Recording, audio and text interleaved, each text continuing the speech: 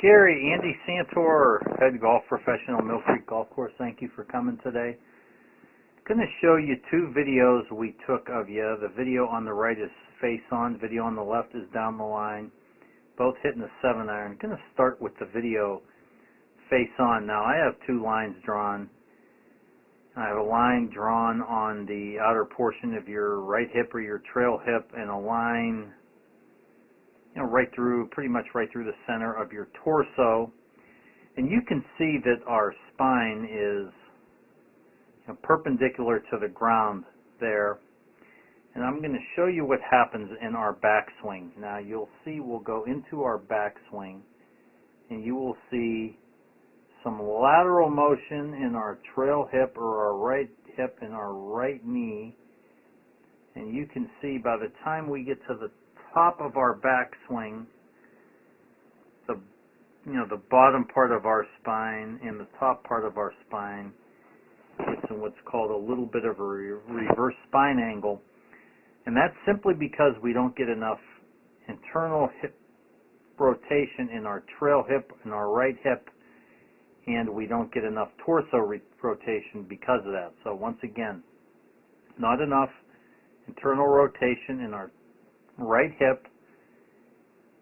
Our torso doesn't get rotated, and we make a pretty good recovery into the ball there. We get to a good impact position.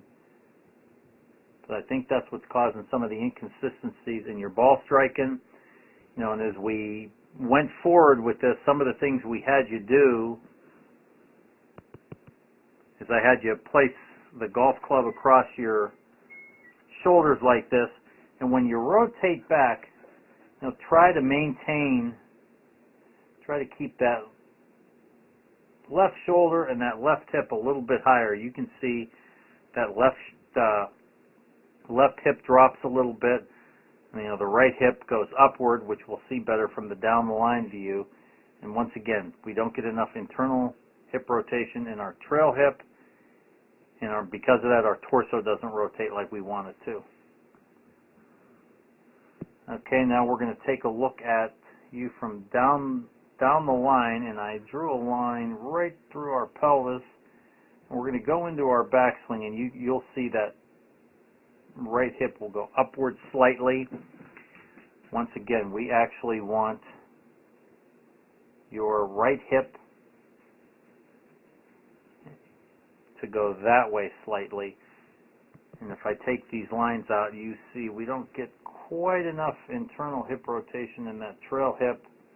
Because of that, the club gets a little steep on our backswing, and we're not getting enough torso rotation because of that. And then here we'll go into the ball once again, make a pretty good recovery. We lose our spine angle a little bit, but once again, let's work on an internal hip rotation in our right hip. That'll get our torso rotating better, and it'll get us rotating better on our downswing as well. Now I am going to attach some drills with you to do, and as well as those drills that I gave you on the lesson tee tonight. Work on those. They're all going to be in pelvic rotation, pelvic tilt drills we call them. Once again, they'll improve your internal hip rotation in your right hip on your backswing. So really enjoyed working with you today. Thanks for coming, and we'll see you soon. Hello, Andy Santor, Director of Instruction, Mill Creek Golf Course, Youngstown, Ohio.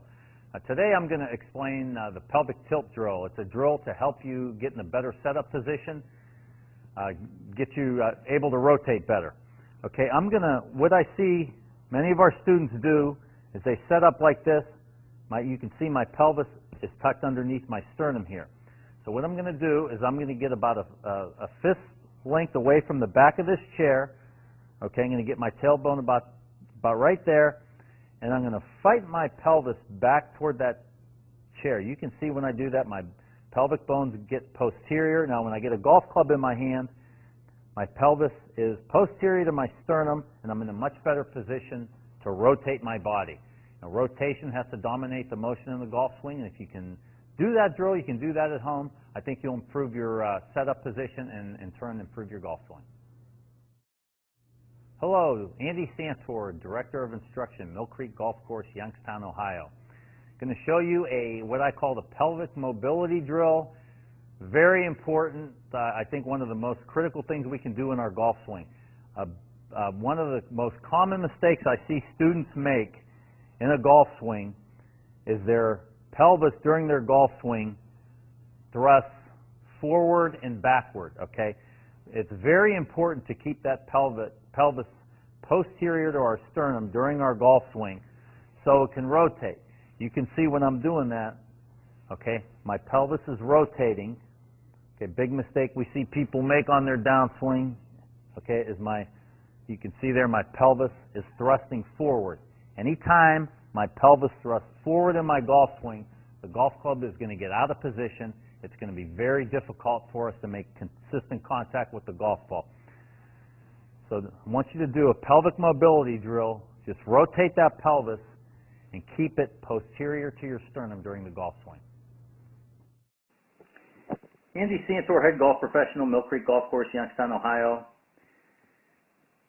I'm going to show you a drill to aid our swing path during our downswing. Now, the only real way you're going to find out if you have the proper swing path during your downswing is to get yourself on video from this angle. But to achieve this drill, you can see I have two alignment sticks on the ground. The alignment stick over here to the right is on the backswing side of the golf ball. The alignment stick over here to the left is on the downswing side of the golf ball, or the target side of the golf ball.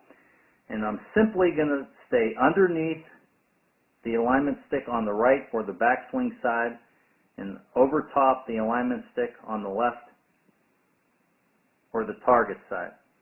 Here I'll go into my backswing. You can see I'll go all the way through the ball. There I'm underneath, stick to the right or the backswing side, over top the stick to the left or the target side. Excellent swing path drill.